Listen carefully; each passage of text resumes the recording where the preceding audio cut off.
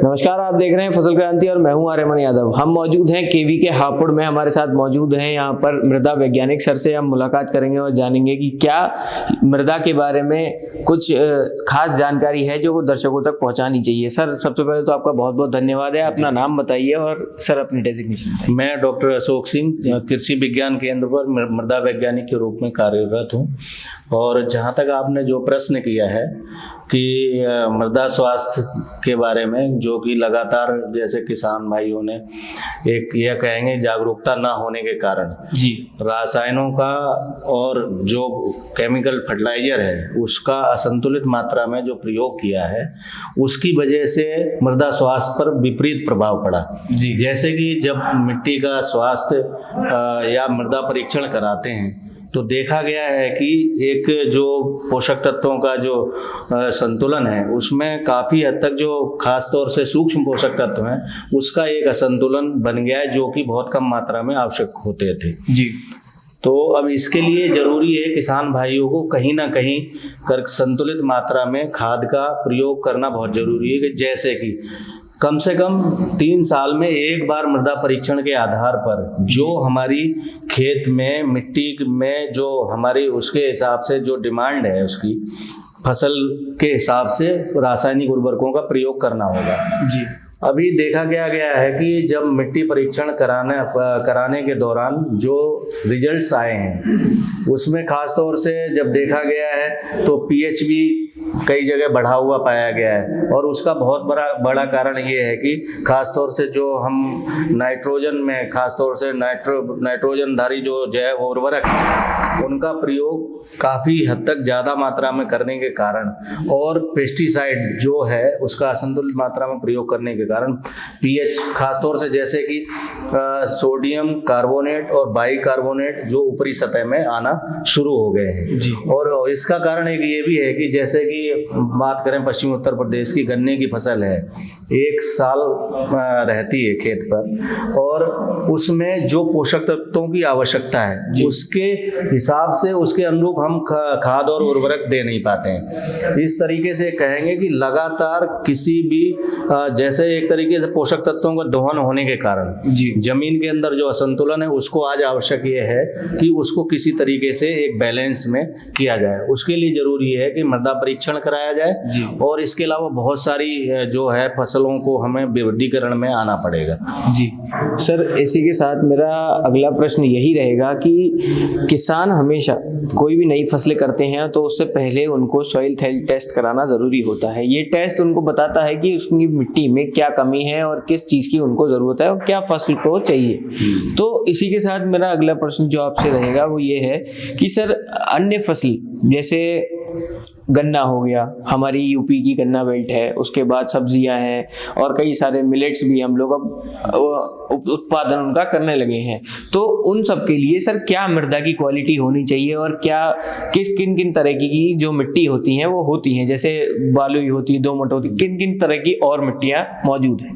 देखिए, जो जहाँ तक हमारे भारतवर्ष में जो हमारी मिट्टी है ज़्यादातर उसमें साउथ में अगर चले जाएंगे तो आप जो रेड सॉयल है जी, और गुजरात में चले जाएंगे कॉटन सॉयल जिसको ब्लैक सॉयल भी बोलते हैं, आपको मिल जाएगी।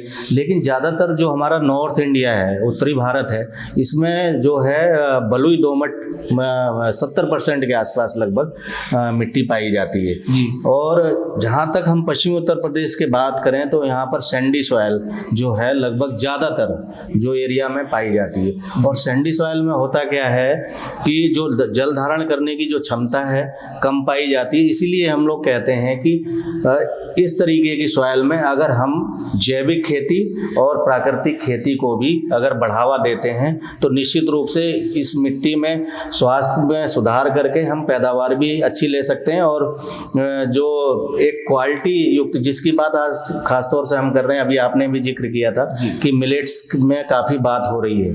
और जैसे कि आप सभी लोग जानते हैं, किसान भाई भी जानते हैं कि मिलेट्स पहले एक तरीके से नेचुरल जो है उसमें ही बोया जाता था। बहुत कम पानी की आवश्यकता होती है मिलेट्स में, और बहुत कम खाद और जो उर्वरक है आवश्यकता होती है। तो अगर हम मिलेट्स को भी अगर बढ़ावा देते हैं तो निश्चित रूप से उसमें बहुत ज़्यादा रासायनिक उर्वरकों की आवश्यकता ना होने के कारण भी हम मिट्टी को सुधार सकते हैं। जी, आपने सर बहुत बहुत अच्छा बताया कि किस तरीके से मृदा को सुधारा जाता है और किस तरीके से हम उसको और ज़्यादा सुधार सकते हैं। मिलेट्स के बारे में भी आपने जानकारी दी। सर अगला प्रश्न मेरा आपसे यही रहेगा कि किस तरीके से हम मिट्टी में ऐसा क्या कर सकते हैं कि उसको सॉइल टेस्ट कराने से पहले ही हम उसको ठीक कर दें। मतलब किसी नई फसल को लगाने से पहले जब भी हम सॉइल टेस्ट कराने जाते हैं उससे पहले हम ऐसे क्या नए कार्य कर सकते हैं जिससे कि उसकी हेल्थ अच्छी ही रहे। क्योंकि सॉइल टेस्ट कराने के बाद जब उसकी हेल्थ खराब आएगी, फिर उसके में जो रिपोर्ट आएंगी उनको ठीक कराया जाएगा, तो वो चीज़ बहुत लंबा प्रोसेस हो जाता है। तो उसका क्या कोई शॉर्ट प्रोसेस भी है जिससे कि हम मिट्टी की गुणवत्ता क्षमता या उर्वरक क्षमता को बढ़ा सकते हैं?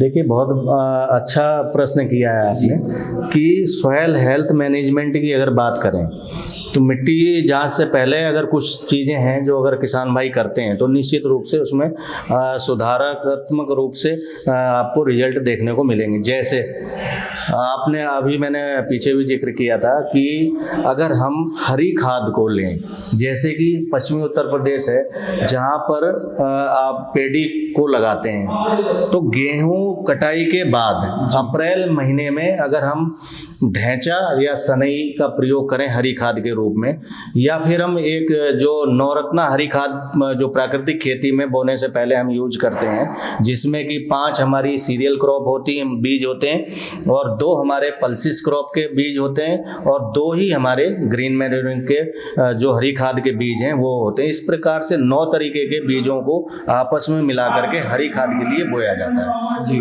और जैसे पुरानी पद्धति है उसमें हम ढैंचा को बहुत पहले से लेते आ रहे हैं। दोनों में अंतर ये है कि ढैंचा को बोने पर अगर हम अच्छी हमारी फसल खड़ी है, 40 दिन की फसल ढैंचा की है, हरी खाद के रूप में ले रहे हैं तो उसमें 20 टन हरा पदार्थ जुताई करने के बाद खेत में जाता है, और उसमें नाइट्रोजन, फास्फोरस, पोटास की एक अच्छी मात्रा मिल जाती है। लगभग माना जाता है कि अगर 80 से 90 किलोग्राम तत्व के रूप में नाइट्रोजन मिल जाता है। तो और इसी तरीके से अगर हम जो नवरत्ना हरी खाद की बात कर रहे हैं, जिसको अगर हम बोते हैं प्राकृतिक खेती से पहले बुआई कर लेते हैं, तो उसमें क्योंकि सीरियल जो क्रॉप्स हैं, हरी खाद है, पल्सिस हैं, तीनों तरीके के बीज जब जाते हैं, उनकी फसलों से जो सिक्रेशन या फिक्सेशन जो पोषक तत्वों का वातावरण में होता है, उससे हमें और पोषक तत्व जैसे माइक्रोन्यूट्रिएंट सूक्ष्म पोषक तत्व हैं या द्वितीय पोषक तत्व हैं, कैल्शियम, मैग्नीशियम, सल्फर है, वो भी हमारे जमीन को प्राप्त हो जाते हैं, जो कि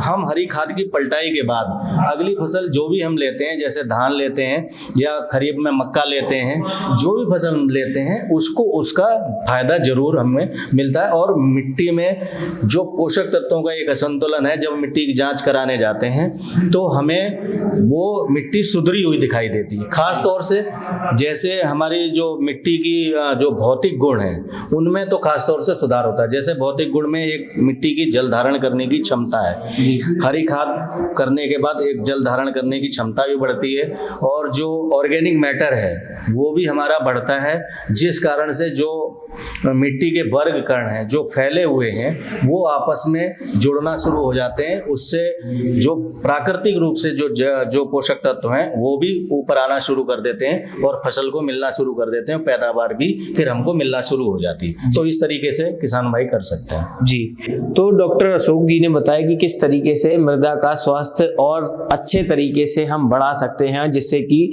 हमारी फसलों में उत्पादन बढ़ेगा, हमारी मुनाफा बढ़ेगा और किसानों को काफी लाभ मिलेगा। तो आप देख रहे थे फसल क्रांति, मैं हूं आर्यमन यादव। खेती बाड़ी से जुड़ी बाकी सभी खबरों के लिए बने रहिए फसल क्रांति के साथ। नमस्कार।